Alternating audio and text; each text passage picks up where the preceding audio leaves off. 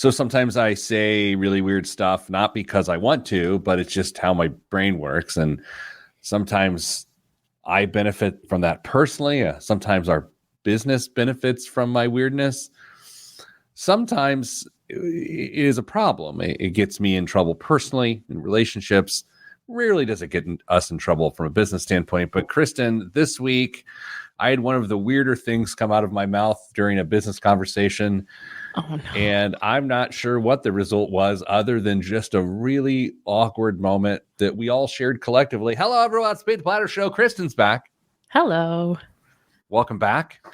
It feels weird when you're away from the show for 21 days, I think. To come back is a weird thing. Well, you're coming off of what I deem to be the worst show we've ever done, which was last week. Not the best show. Just look, my brain wasn't there. It was not good. So hopefully our listenership has not been cut in half to one listener. Hello, Jason. Hello, Jeremiah. Wow. Someone's got time on their hands. And hello, Andy. So, Kristen, I was on a Zoom call with a couple of professional folks that I've gotten to know over the last month or so. They work sort of help our organization with something. So like friendly, we know each other. Mm-hmm. We've never met in person, but we meet every time on Zoom. Okay. Oddly enough, they're about 150 yards down Meridian Street. So the fact that we haven't met in person is even dumber. Weird. Yeah. And the call, sometimes you get into a Zoom call, you come off a previous Zoom call, and then just like the small talk starts, and you're just like, you're already going from the last one, and then you're going back to small talk. It's weird. Mm-hmm. And so we get on the call, and someone on the call says, "Oh, hey, I love your shirt," to me. Okay. And it was a fine shirt. I mean, it was a new shirt. So it was neat that someone complimented me on it. But my brain is not in small talk mode. My brain is like hardcore mode, practical mode. Okay. And I didn't know what to say, but I had to say something. And a human, Kristen, would say, "Thank you." Touche. But my brain starts trying to solve for what seems like a Rubik's Cube. And I said, "Thanks, it covers my flesh." And it came out. That's so on brand. It was, and it came out, and I was not, it was shocking. I shocked myself. Yeah. Who from our organization was on that call? No one. No one, just you. No one. I was representing our organization. Love it. Love it. I apologized immediately, and I was like, "I don't know why I said that, and I'm sorry." But that is the torture that it is to be me sometimes. Oh, that's funny. The thing is, it's like sometimes, at least early on, I would try to be provocative or funny. And sometimes I still try to be funny. But if I'm being honest, my brain's just like, my words are byproduct of my brain. So whatever comes out, and good or bad. And that was not the best moment. Yeah, you got to, just like last week's radio show, right? You got to take the good with the bad. Boy, it was bad. Okay, well, here's what we're doing this week. It's the gender episode, kind of. Kind of. Yeah, so it's the gender episode, kind of. Kristen came up with a really good idea. We're going to explore it today. We'll see which directions to go. Do you want to give a little context before we go to the radio folks, the less important folks? No, because I think the context is really important for both parties. Okay. I would just say that if you're on the podcast and all you've heard is we're talking about gender, I know some of you, that's like your least favorite thing for us to talk about, but I promise once we get into it, you'll understand where we're going. And just to be sure, hello, Kate. Oh, we get Caitlin back as a viewer since you're back. Because I'm back, yeah. Great. This is not like a gender reveal. Can we call this a gender reveal in some way? I've kind of, you know what? I'm not going to say that. I don't need it. Kristen, if for some reason in the future of your life here on this earth area, you choose to have children, human children, Do you think a gender reveal is in your cards? Absolutely not. Okay. Yeah. Absolutely not.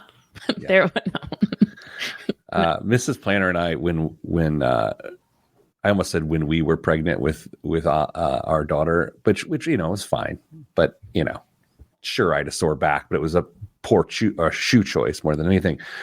We just went to dinner. We had an envelope, and we ordered an appetizer, and it came out. We opened the envelope. Oh, it's a girl, and that was it. They're perfect. But then we blew up the restaurant with blue smoke, and then no, just kidding. Okay, let's just do it. Let's just do this. Dame is on assignment. What is Dame doing? He's on PTO, vacation, swim meets. I think the Aquaduns. Oh yeah. Do you think when he watches in the stands as a show of solidarity that he'll wear a Speedo? Yeah, I think that's exactly what he's doing. Dame's in pretty good shape these days. I'm going to just take a second. Kristen, you do whatever you have to do. I'm going to picture him in a Speedo. Why? Okay. Well, because he's put in a lot of work on his frame. He has, but he also told me recently that he's been on an Oreo kick, and I haven't seen him in person in a couple of months. So, do you really think someone can Oreo themselves into alone just Oreos? According to Damien, yes. Like that's like his kryptonite is the golden double stuffed Oreos. Golden? Yeah. The like not chocolate cookie. Are they vanilla? I don't know. No one knows. Hello, J.O. Kristen, I'm just thinking about Damon and Speedo here. Where would he put his flashlight? where would he possibly store that? Have to use your phone. Oh, where would he put his phone? In his swim cap. Bald men don't need to wear swim caps, though, do they? That's true. Anyway, let's say Dame's driving in the car with his family and they're listening to this live right now. No chance. No chance. Okay. Oh, hello, Rochelle. Sliding in late, just in time for us to talk about Dame and his Speedo. Good job, Rochelle. Yeah. Okay. Let's start the show in 3, 2, 1. This week on the Pete the Planner Show, we answer your money questions. Here's how the show works. You email us, askpete@petetheplanner.com. That's askpete@petetheplanner.com, and we will do our darndest to get you a reasonable answer. Will we type it into ChatGPT and just read back what some sentient being says? Maybe. Probably not at this point. Kristen Elanius joins me, Director of Education and Advice, or Advice and Education. Do you know the order? It is education and advice. At your money line. We actually talked in the last couple of weeks on the show about your new role. So congratulations in a 6-month delay. There you go. Kristen, welcome back. You've taken a couple of weeks off. Yes. Like sort of a Kate Middleton, a couple of weeks out of the public situation, but you were back. So I don't know anything about that, but my wife told me about it, so I tried to act like I know. Kristen, speaking of a person named Kate, this week we're going to talk about women and investing. Hey, maybe this does fit in. Hey, maybe it does. Talk to me about the concept of the show today. I love it when you explained it, but I have a small brain. I cannot re-explain it. Touche. So we were talking about a session that we wanted to put together at Your Money Line, and we were talking about the importance of maintaining financial independence, if you will, for women, especially as they navigate their romantic relationships. And I got to thinking about the conversations that I've had over the years at Your Money Line, and I'm sure the conversations you've had too, Pete, about what would, and the place that I came to was, what would the previous generation to me, so like my aunt, my mom, what advice would they give to me to ensure that future me got to lead a financially well life? And I got to this place of, it's so important to maintain your own financial identity and independence as a woman. Okay, I love it. So let's explore it. For a point of disclosure, I am not a woman. Right? Is that fair? That's fair. I am a woman. Okay, great. And that is to say, I want to describe a landscape of how the financial world has worked for the last 9 decades or so. Yeah. Okay. And please correct me, Kristen, if I'm wrong. Here's how it works.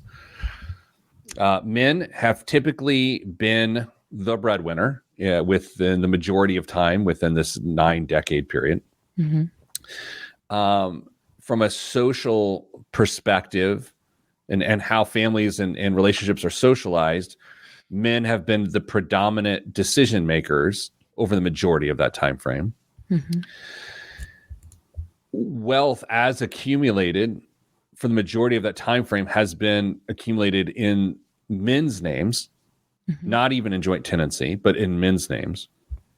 And one of the primary reasons for that, and I'm sure we'll get into it during the show, is if a man is at a job and is the primary breadwinner and the primary means of accumulating money is a 401k, which is associated with the man's social security number, in itself, by design, the man is going to accumulate more money in their name. So that is a very distilled, overly simplified look at the last 9 decades of men and money. Kristen, any corrections or additions? No, I think no corrections. So I think to add on to that, to kind of continue that conversation, and this is where you and I both love this phrase of like, correct me if I'm wrong, or if you feel differently. So please, that invitation exists here as well. But one of my both favorite and least favorite conversations to have is with a oftentimes newly, but single woman over 50. Okay, so a newly single woman over 50. This is someone who is had a relationship transition of some sort, whether a breakup or a divorce or someone has passed away. Mm-hmm. And it's eye-opening to them, and often, I would assume, filled with various levels of regret of, I wish I would have done it differently. 100%. When of course, what's so hard is we're speaking generally. There are tons of women watching this that have been through this and they're like, this didn't apply to me. I love that. I'm so excited for you. But this is something we see so often in our work is I pick up the phone or I call someone and I have a woman on the other end of the phone who is managing her personal finances for the very first time, trying to understand the reality of the quadro that she has now, or the debt that she didn't know was in her name, or managing even just the basics of like logging into accounts that now she's managing, or how do I care for the house that I've lived in this whole time, but now I'm living, I was cohabitating. Now I am the sole owner, resident of this home. And that first conversation is often one of the worst conversations we have to have in this job because it, to your point, is often filled with like could've, should've, would've. Do you feel like, and maybe this is the next segment altogether, do you feel like there's different tips for women that are earning money and women who are a stay-at-home part of the relationship who doesn't have or don't have incomes tied to their name, to their social security number? Do you feel like there's the same sort of rules or standards, or do you feel like it's different? I think that I have like 10 that I kind of want to work through. Yes. And I think that some are more applicable to like the stay-at-home mom versus a working like spouse. But I think some might be more applicable for this side of the equation than this. But I do think that broadly they still apply. Does that make sense? I think if you're going to use pejoratives like broadly to describe women, I'm sorry. I do want to say before we get going, and this is not virtuous signaling, although anytime you say this is not virtue signaling, I think by definition you're virtue signaling. Yeah. If this discussion today makes you mad because you feel like it's inappropriate, or if it makes it feel too progressive, probably time to dig a little bit deeper and ask why it angers you so much, because this is honestly just out of equality and equity. That's it. Yeah, what's really hard about these conversations is there's always going to be someone who says, like, who feels marginalized because they can relate to this experience, but they can't relate to the group that we're speaking to specifically. There are tons of single men who these tips would apply to them as well. And by saying, hey, this is about maintaining financial independence for women, then it somehow feels like it's maybe trivializing their experience or making them feel less than. Not the objective. It's just that it's Women's History Month. I'm a woman and I'm a girl's girl. So that's what we're talking about today. Fantastic. All right, let's get at least one or two of these. What are we calling this? The Kristen's top. What are we calling it? I just like best Stuff. practices. Great. Yeah. Have at it.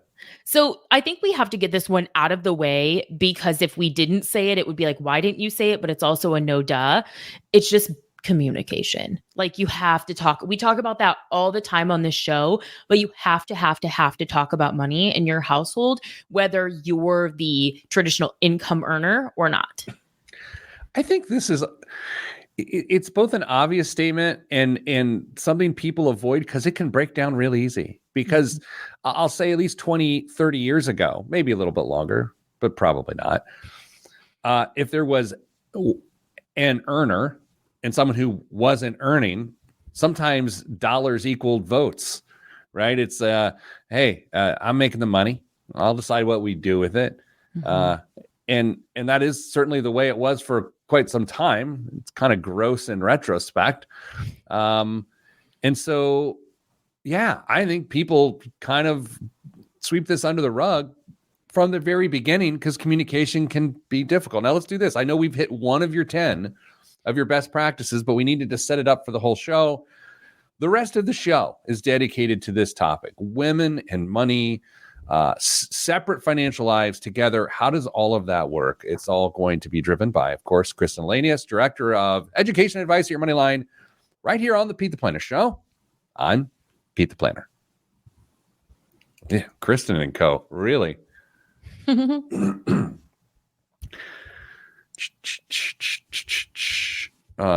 we need an Alexander Joyce update on the show right now? No. Is there an update? There's always an update. Lovely. And again, for those that love disclaimers, I have nothing against this person. I just find the whole thing absolutely fascinating. Oh. But it's starting to feel like I have something against him because I talk about it on the show. But I don't. He has an eviction. I think they're being evicted from their offices today. Eviction hearing. Good.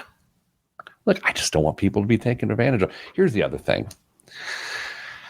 Never mind. Because I go down. All right, is this going the way you want it to go, Chris? Yeah. The only thing we didn't touch on, and we can just, I guess, say it here on the podcast, is that what we tend to see in these conversations is that often there are women who are very hyper independent when it comes to their money. And sometimes there are women who are very, very dependent. And my job is to not tell you what level of involvement you need to have or like how to run your personal relationship. But we do have to like be proactive about who runs our personal finances. So it's okay. It's okay if you want to be not the financial decision maker in your household, but you still have to be part of the conversations. Fair.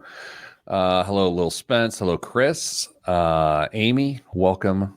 The little brother. We already said Rochelle. Okay. You want to go back at it here? Yeah. I'm all fired up. We got Kristen's top 10 broad tips for broads. Is that what you called it? It's exactly what I said. Yeah. I'm just kidding. I'm sorry. Just kidding. My daughter may have gotten her first real job this week, other than soccer reffing. Really? She turned 15 this week, which is kind of wild. Wow. How do you feel about that? It's fun to watch. Mm-hmm. It's like every day's a cliffhanger. She starts taking driver's ed online here next week, and then we'll get her permit. But she and I have been out driving in the school parking lot for a while, so I'm not really too worried about that. That's fair. I am going to have to save money to buy a car or help buy a car for her out of practicality. not out of luxury, because it will make our lives easier. We don't have to drag her everywhere. Yeah. I mean, look, I've said it before, it relates to teaching kids about money. All I want is, for at least for my kids, and everyone can do what they want when they're kids, I want my kids to have a desire to earn money. Mm-hmm. I think that's a good starting point for my children. So, and so far, so good. Good. She'd be teaching gymnastics and cheer. That's fun. That's a really fun first job. That's not going to make her miserable. A lot of time your first job is like the worst. Hostess at Don Pablo's. For people to be mean to you and you're like, I'm just a kid. Like, yeah. Of course, she's telling me about this. I'm like, okay, well, what are the insurance requirements needed? Do I need to call my insurance person and be like, does our umbrella cover my kid? My kid. As an instructor. Todd, if you're watching this right now, my insurance guy. Todd, if you're watching this right now or listening, does my umbrella insurance cover my daughter's ability / inability to spot small children while flipping upside down? Something tells me no. Yeah. Fantastic. Okay. My first job was a plumber's assistant. So go figure. Yeah, that tracks. Yeah, it was fun. It's a good time. I had a flashlight in my pocket. 3, 2, 1. Back on the Pete the Planner show, talking women and money. And instead of having two dudes talk about women and money, we waited until Kristen came back from her sabbatical, aka was working the first week and was on PTO, yet somehow still working the second week. Kristen, welcome back. I think we might owe you PTO. Hello. Hello. I'm glad to be back. All right. So we've got a list of things, best practices for women to ensure that they have the best financial outcome possible. That's pretty good, right? Yeah, I like that. Tip number 1 was communicate. Do you want more of a hot take? The first one was like a no-brainer. Yeah. This one's more of a hot take. What do we have to lose? Maintain a separate bank account. That doesn't feel like a hot take. It feels like we're in 2024. See, but some people have really strong opinions about whether you should commingle all your money or not. And there are absolutely people watching or listening to this that would not agree with like your wife having her own bank account that like you don't have access to. Can I give you a hotter take? Oh, yeah. I feel like there's religious dynamics to this. That's fair. And that, not from a judgment. That's observational, y'all. Of like gender roles in marriage or relationships based on biblical teachings or other faiths. I think sometimes what I've witnessed, at least, is a willingness to usurp power financially from women, and it manifests itself in banking. How about that? I don't think your observation is not incorrect. We see that a lot. And there's a few different reasons for this. I mean, one, it's practical, right? If you share all of your accounts, how do you surprise your spouse with a birthday present if you share all of the same accounts? Like they know already, and maybe you don't even participate in those types of things anyway. Or, but from a realistic perspective, we talk often about women who feel that they can't leave the situations that they're in because of the financial reality. And there are absolutely women who are forced to be in relationships because of the financial dynamics. They don't have access to funds to escape their situation. And if you're someone in that situation, to suddenly say, hey, I want my own bank account is probably not something that we can just launch into that relationship dynamic. But when I think about what would a future generation tell me is to say, hey, you should maintain your own bank account because it's best practice. You just never know what could happen. I know my role in the show has always been to just say unhelpful things. Mm-hmm. So I'm going to do that again. Great. I wish that when we started with this point, this practice that you just mentioned, women should always have their separate banking account. I wish that wasn't deemed a hot take. Like, there's just no reason for it to even like culturally be considered a hot take. I think there are reasons not to. Certainly, there are reasons not to have women having their separate checking accounts, but there's a lot more really good reasons why every adult let's take gender out of it. Yeah. Because on some level, Kristen, this conversation can be about same-sex couples. Absolutely. I mean, there's just has nothing to do with gender. It has to do with the dynamics of a relationship where someone possibly earns less or nothing compared to the other person. So yes, 100% someone should have access to their own money, even if they don't earn money. Yeah. But that itself is people are going to argue about. Oh, they absolutely are, because then it opens up this can of worms about like, well, then are you like giving your partner an allowance? Like someone will just run with that. Yeah. I mean, I'll just say this, like in my household, I'm the income earner, but I view it as our income collectively. And so we have separate checking accounts because it's just ours. So we don't, I mean, I don't particularly care who earns it. But whatever, this isn't about me. What's tip number 3? Attend meetings with the financial professionals in your life. Man, that's where it goes off the rails pretty fast. Because it's like, oh, that stresses me out. I don't like the finances. Oh, this is your friend from college. Whatever. And I think this also gets into the gender of financial advisors.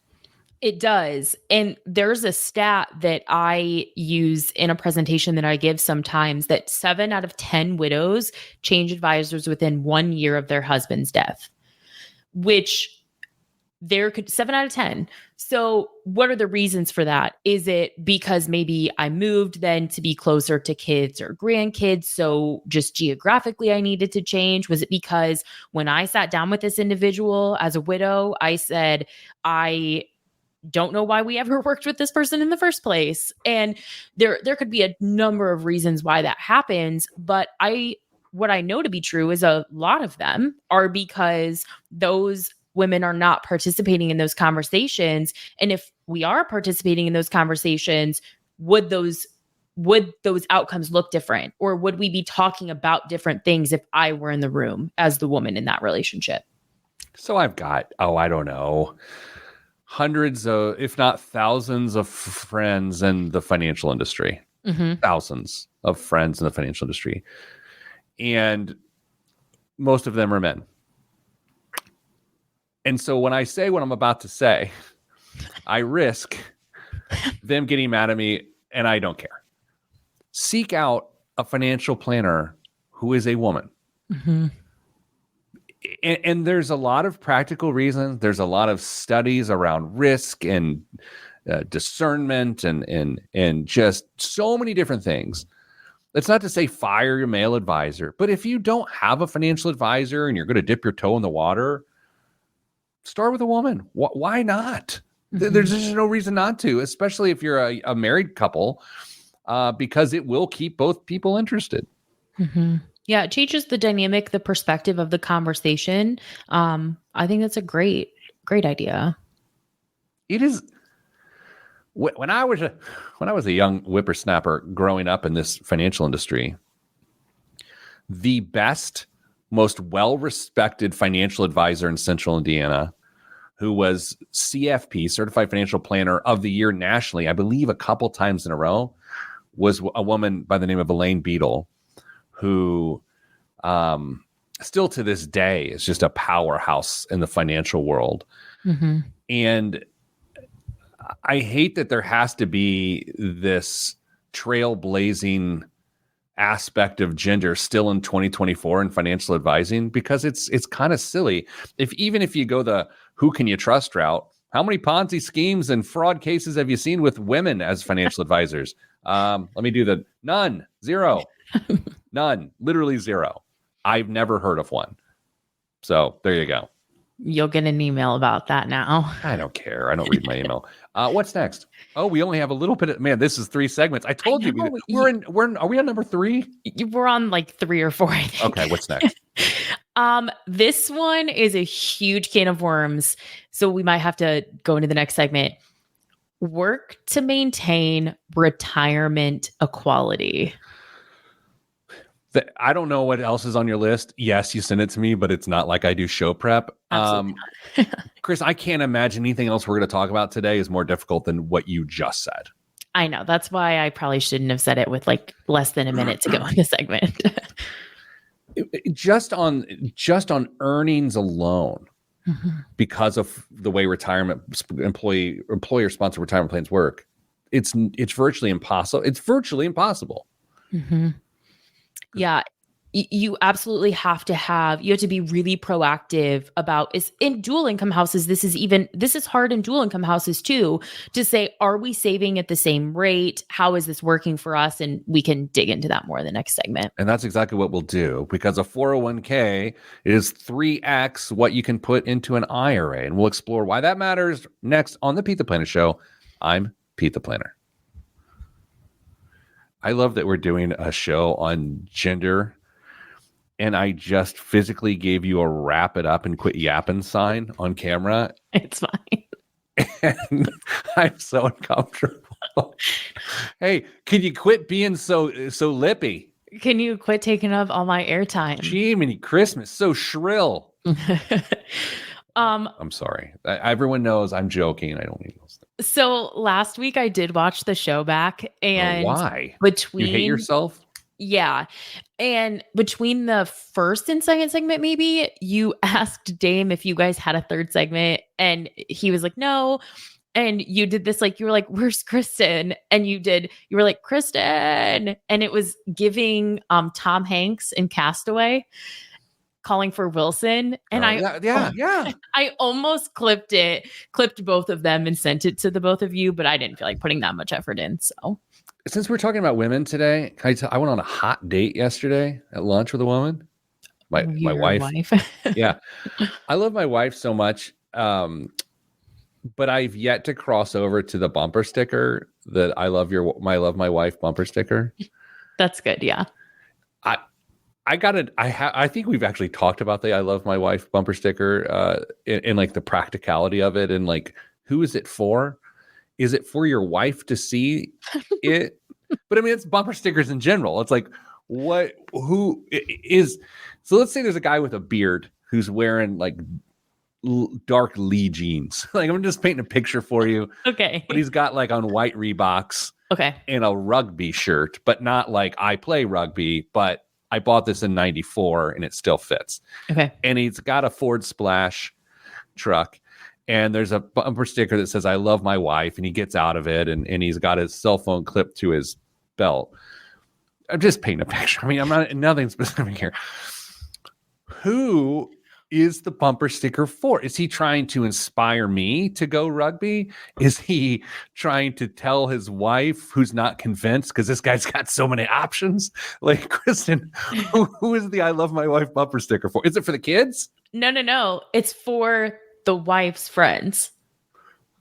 This is why you're a genius, because would never have thought. Yeah. He wants the wife's friends to know what a good husband he is. Is this passive aggressive because he thinks the other husbands are jerks?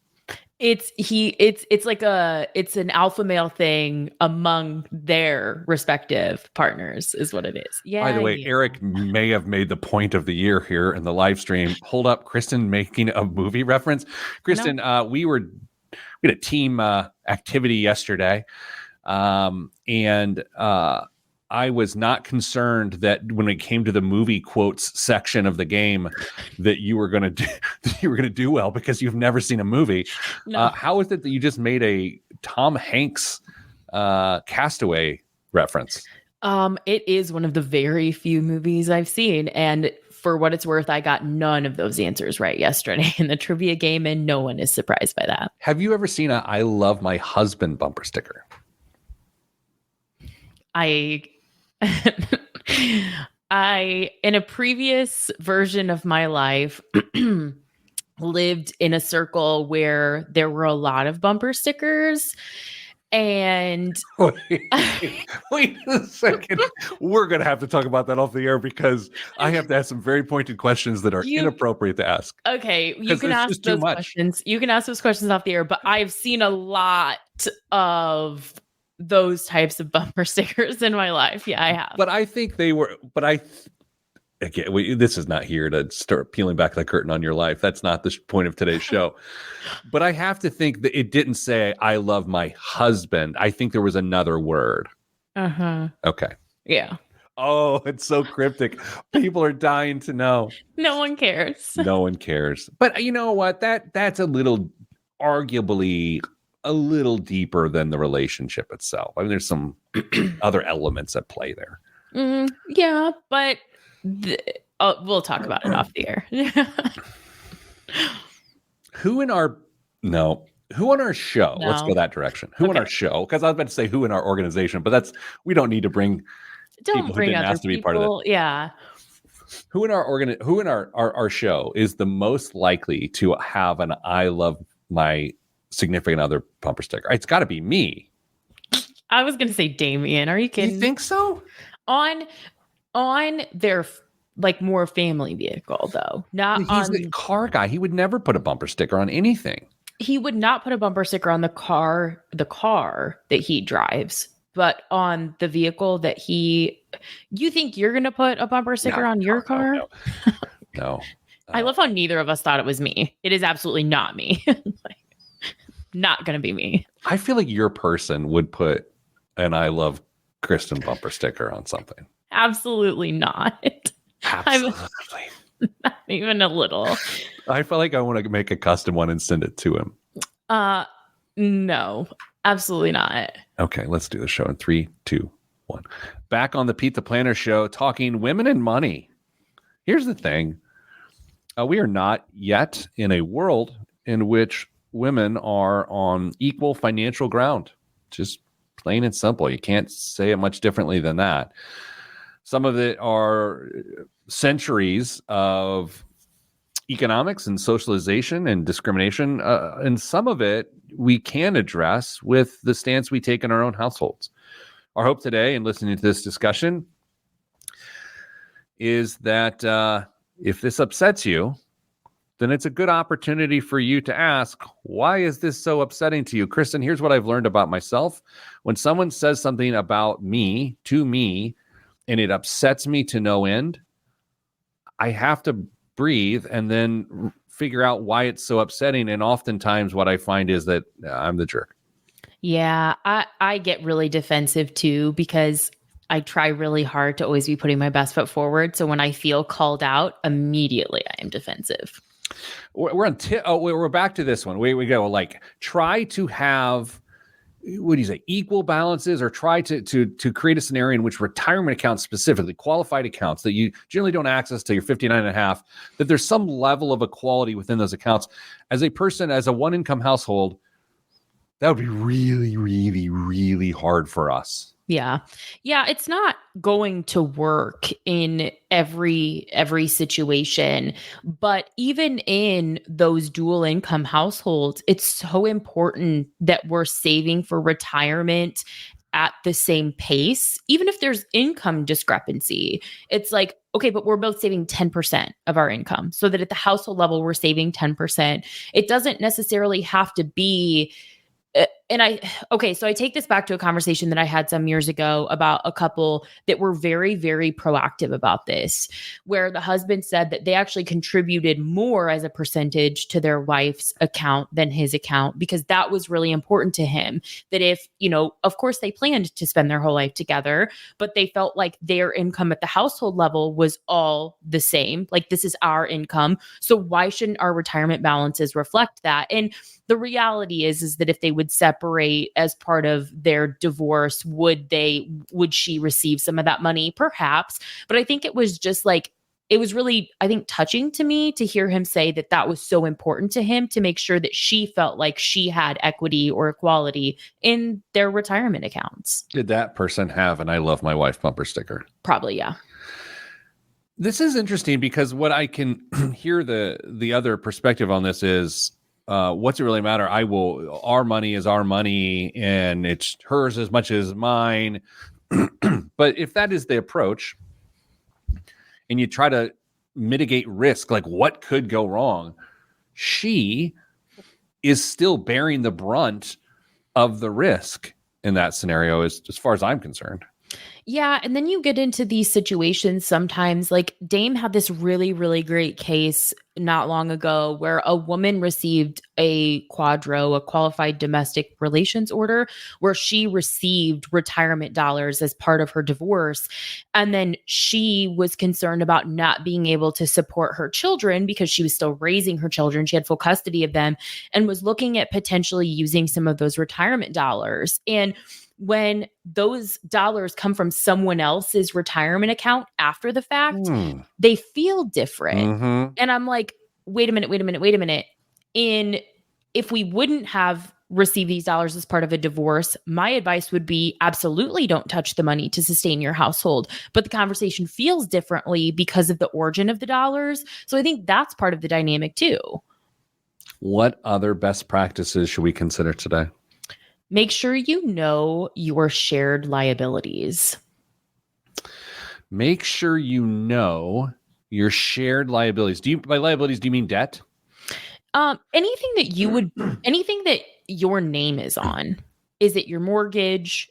And make sure you understand if your name's not on the mortgage. Like, so for example, what if let's say you're dating someone, they own a home. If I'm dating someone, can you please not tell my wife?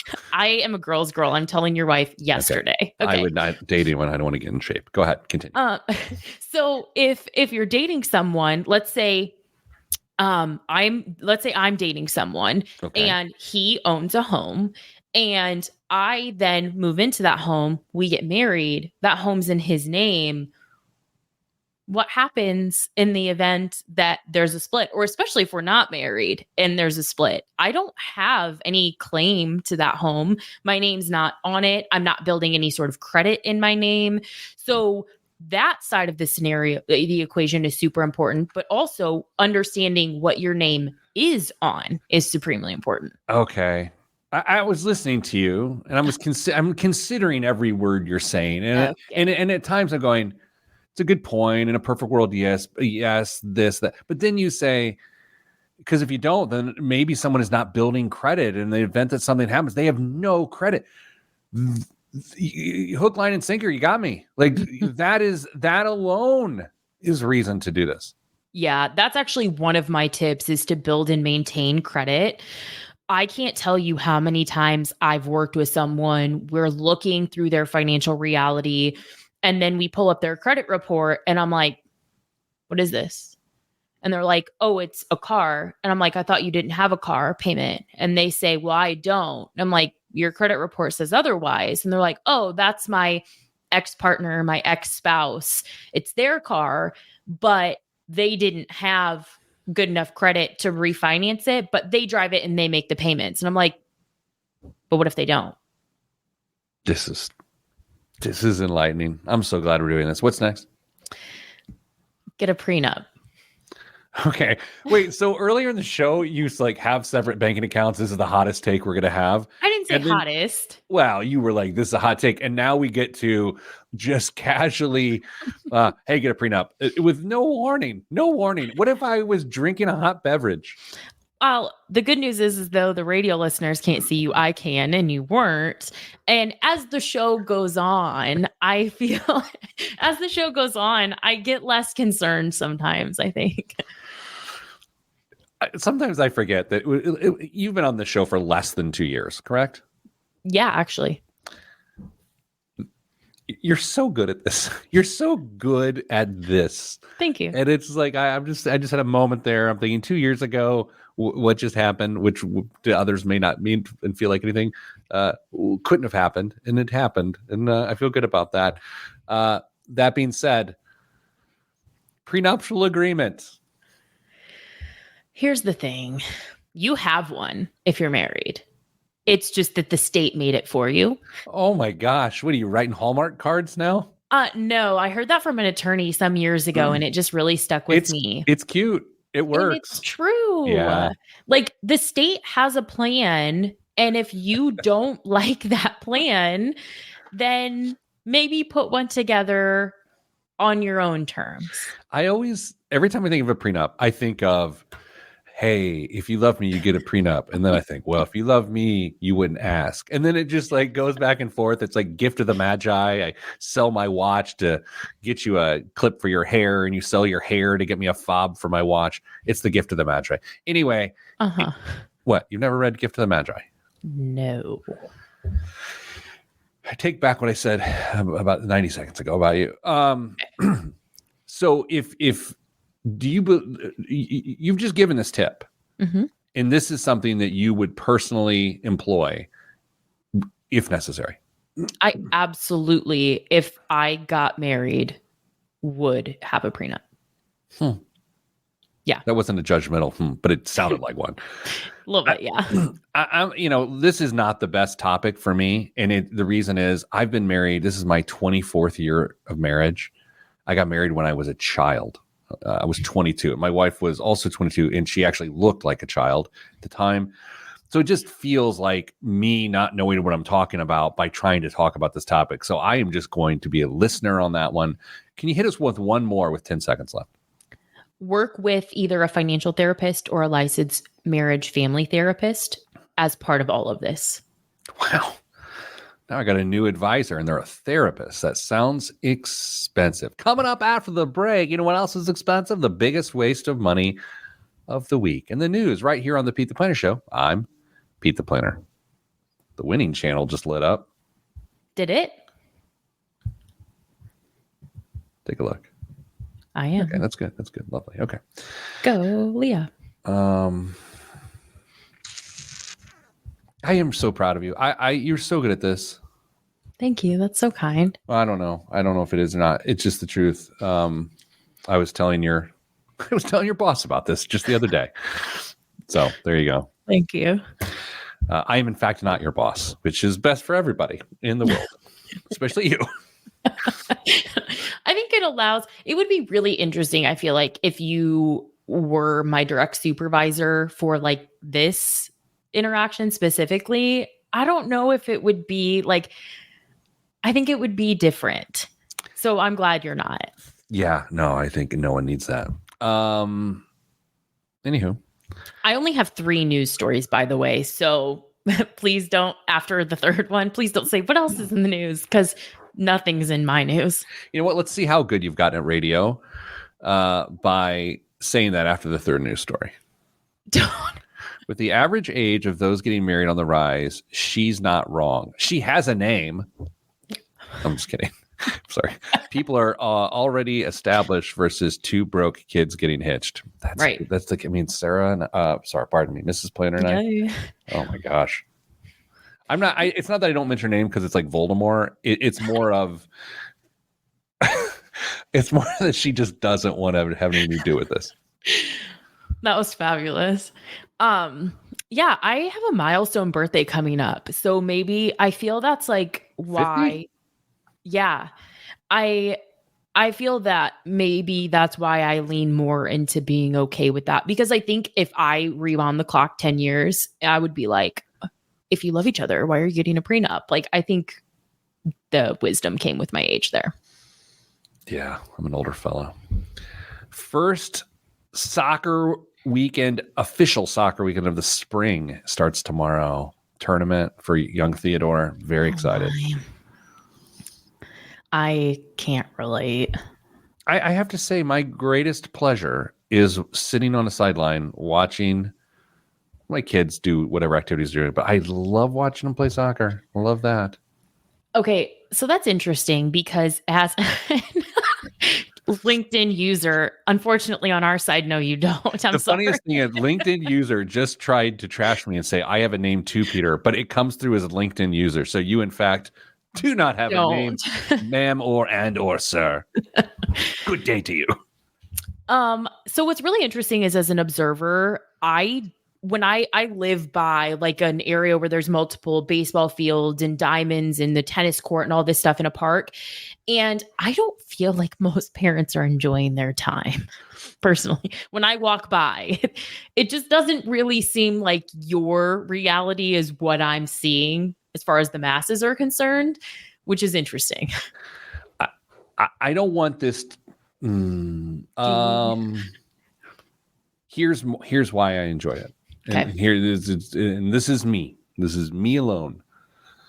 I know how hard, and specifically around soccer, I know how much work he puts in outside of practice and outside the games. And to me, I love to watch him see the impact of hard work. That's the long and short of it.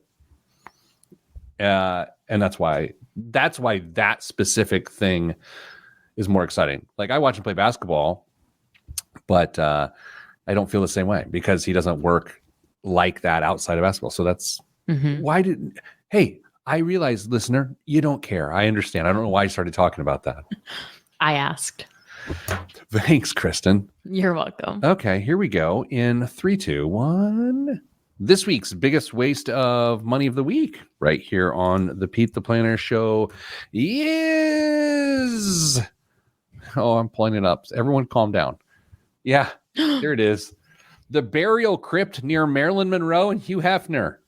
You may not have gotten a chance to meet them when they were alive, but now you can spend the afterlife not far from Marilyn Monroe and Hugh Hefner with this mausoleum crypt located in the Corridor of Memories, Wall B, space C3, at Pierce Brothers Westwood Village Memorial Park and Mortuary in Los Angeles, California. The one space crypt sits just one row above in 4 spaces to the left of Monroe's. Hefner had a similar idea in 1992 when he purchased the space directly to the left of hers, saying, "Spending eternity next to Marilyn is an opportunity too sweet to pass up," end quote. That is the grossest thing I think I've ever read. And she had no say in it. The crypt is now up for auction from Julian's with an estimate that I'm not going to share with you. Because that's the whole point of biggest waste of the money week. I have numerous hot takes here that I would like to share with you. Oh, please fire away. Number 1, that's the grossest sentence I've read on this show in the history of the show. There is no debate. It made me cringe as you read the copy. Spending eternity next to Marilyn is an opportunity too sweet to pass up. That is so weird. No. Hot take number 2, and this is the hottest of takes. Of the show or like period? Period.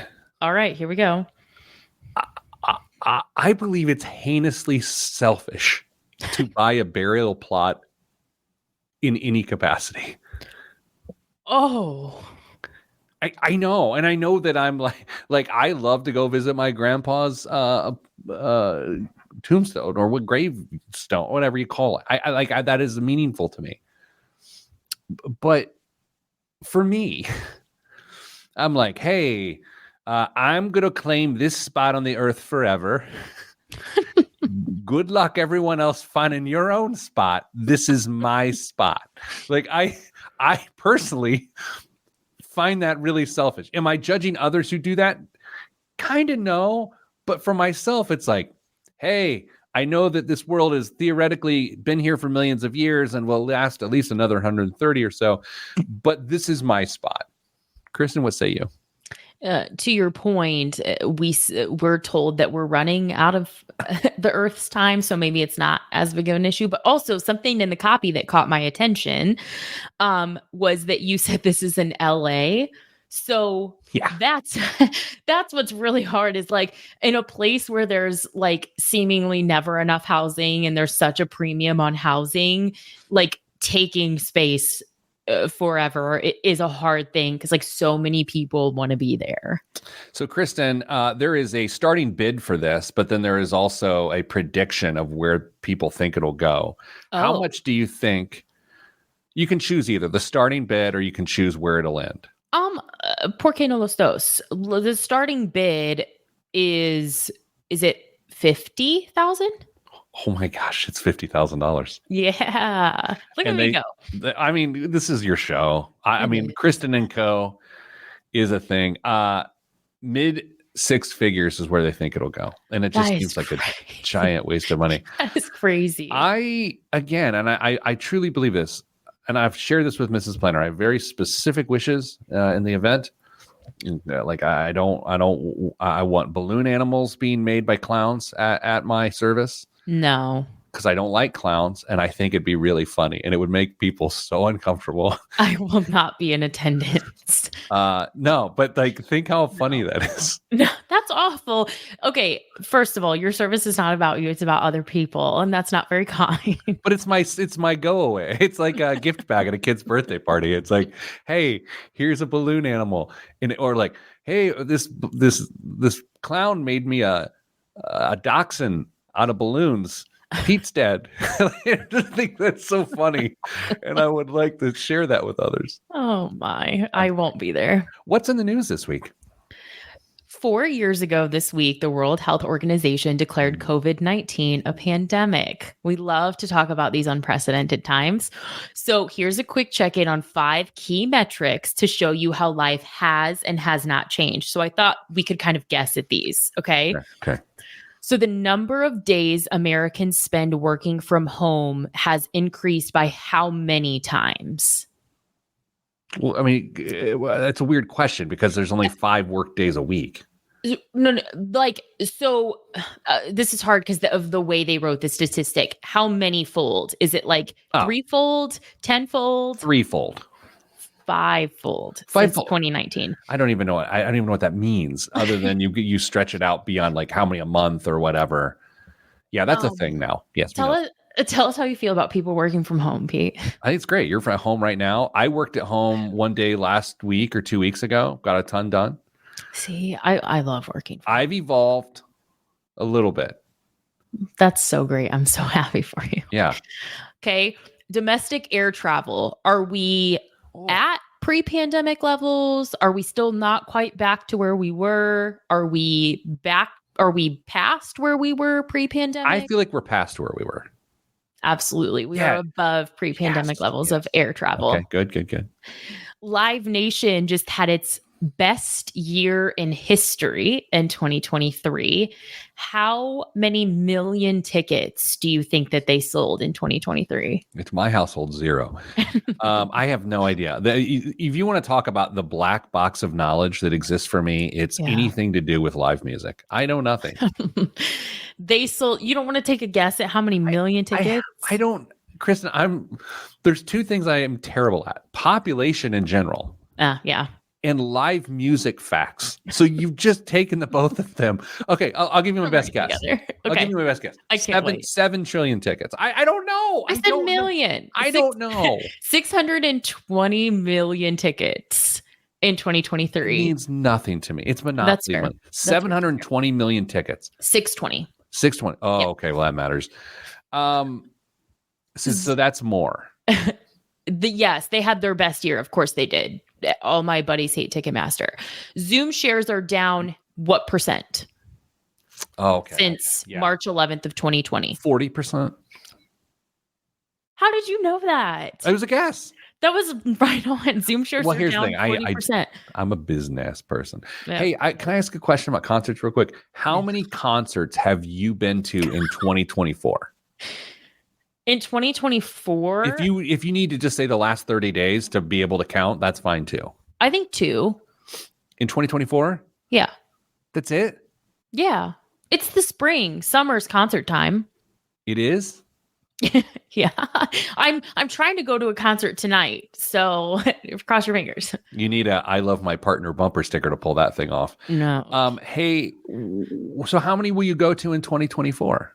It totally depends on what tickets end up being available. I mean, concerts are my preferred discretionary spending. So, and it also depends on who's on tour. Last year, I didn't go to that many concerts because I saw 2 really big names in concert, and those tickets were so expensive that it just kind of wrecked the budget for the rest of them. But you never know. I've been to 2 concerts. 2 concerts this decade in the last 10 years, I think. I saw Michael Bublé. It was a business thing. Someone invited me and Mrs. Planner, and we sat in a suite. No, I have to stop you right there. You've seen 2 concerts in a decade, and you chose to spend one of those experiences on a Christmas album. No, I didn't choose to do anything. Someone said, "Do you want to go to a business thing?" And I was like, "Yeah." And you went because Mrs. Planner wanted to go. Take it up with her. Oh, go ahead and argue with her. Let me tell you how that will end for you. I've lost. Our couch is no good. And then the other one, I did see Erykah Badu at the House of Blues in Orlando, but that was like 20 years ago. And it was amazing. And you don't know who Erykah Badu is. No. That's the worst part of this. All right. So there's our one news story of the week. Thank you, Kristen. You're welcome. Thanks for listening to the show this week. If it made you feel uncomfortable, great. Send you good vibes because good vibes are all that's in the budget. I'm Pete the Planner. This is the Pete the Planner Show. And we're back. The show is back on its footing. Feet. I was so bad last week. No matter how good Dame is, he couldn't save the show last week from myself. You have me seriously questioning if I've been to 2 concerts this year. I went to a concert last week, but I don't know if I've been to another one. Okay, you get a chance to go to, and we may have to have a non-Taylor Swift answer. Yeah. Okay. You get to go to one concert in 2024, and the person has to be alive. You can't be like, oh, I want to see Johnny Cash. But in Folsom Prison.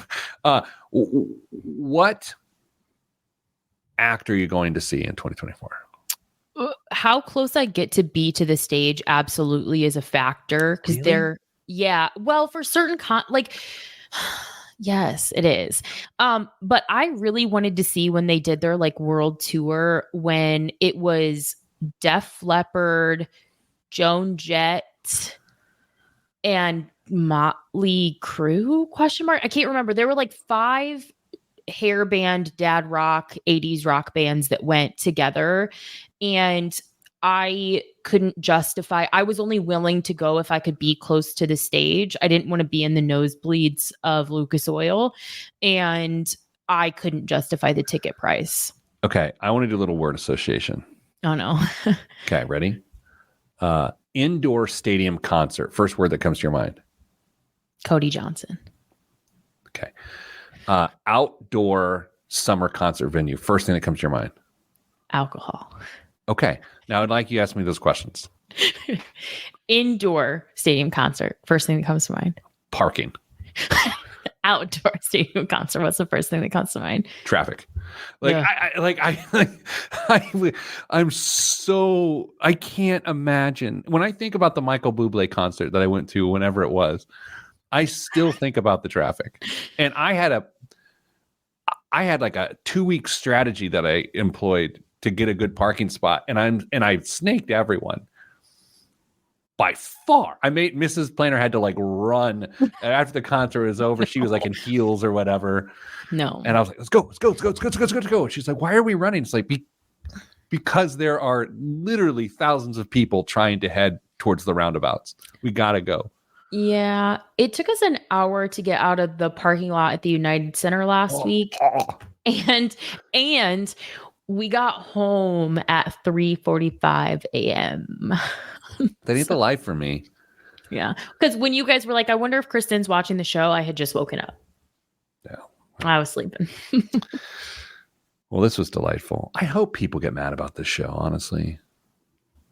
I hope they do, but I hope that, here we go. I hope that they are introspective enough to realize the importance of the conversation.